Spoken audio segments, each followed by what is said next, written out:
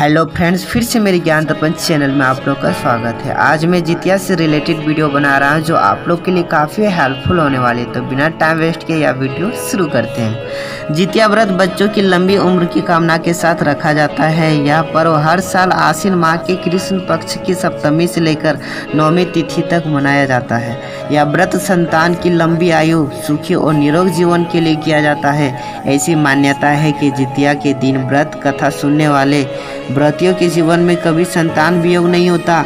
संतान के सुखी और स्वस्थ जीवन के लिए यह व्रत रखा जाता है। इस पर्व के पीछे एक लंबी कथा है, तो आइए यह कथा शुरू करते हैं। नर्मदा नदी के पास एक नगर था, कंचनवटी।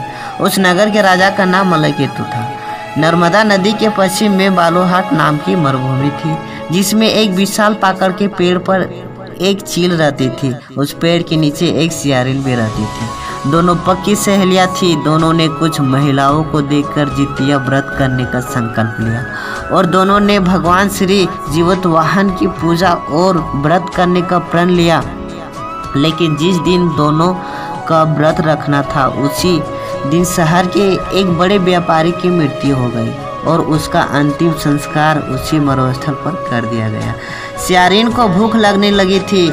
उस मुर्दा को देखकर वह खुद को एक कंट्रोल ना कर सकी और उनका व्रत वहीं टूट गया। पर चील ने संयम रखा और नियम व श्रद्धा से अगले दिन व्रत का पालन किया।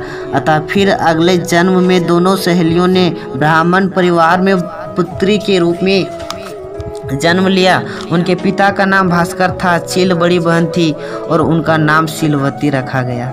शीलवती की शादी बुद्धिसेन के साथ हुई। सियारिन छोटी बहन के रूप में जन्मी और उनका नाम कपूरावती रखा गया। उसकी शादी उस नगर के राजा मलयकेतु के साथ हुआ।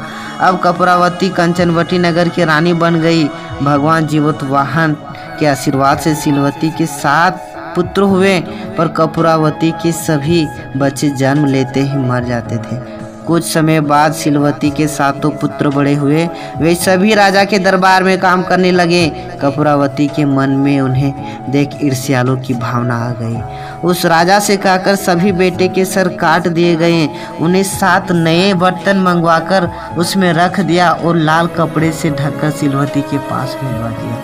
यह देखकर भगवान जीवतवाहन ने मिट्टी से 7 भाइयों के लिए सर बनाए। उस सभी के सिर को उनके धड़ से जोड़कर उन पर अमृत छिड़क दिया। इससे उनमें जान आ गई। 7 युवक जिंदा हो गए और घर लौट गए। जो कटे सर रानी ने भेजे थे वे फल बन गए। दूसरी ओर रानी कपूरावती बुद्धिसेन की घर से सूचना पाने को व्याकुल थी। जब काफ़ी देर सूचना नहीं आई तो कपूरावती स्वयं बड़ी बहन के घर गई। वहां सबको जिंदा देखकर वह सन्न रह गई। जब उसे होश आया तो उसने बहन को सारी बात बताई। अब उसे अपनी गलती पर पछतावा होने लगा। उसे गलती का एहसास हो गया था। भगवान जीवतवाहन की कृपा से शीलवती को पूर्व जन्म की बातें याद आ गई। वह कपूरावती को लेकर उसी पाकड़ के पेड़ के पास गया और उसी सारे बातें बताई गई। कपूरावती बेहोश होकर वह वहीं मर गई। जब राजा को उसकी खबर मिली तो उन्होंने उसी जगह पर जाकर पाकड़ के पेड़ के नीचे उसे दाह संस्कार कर दिया गया। यह कहानी यहीं पे खत्म हुई। अगर मेरा वीडियो पसंद आए तो मेरे चैनल को सब्सक्राइब करना मेरे फ्रेंड, और आप लोग खुश रहना। इसलिए बाय बाय, टेक केयर।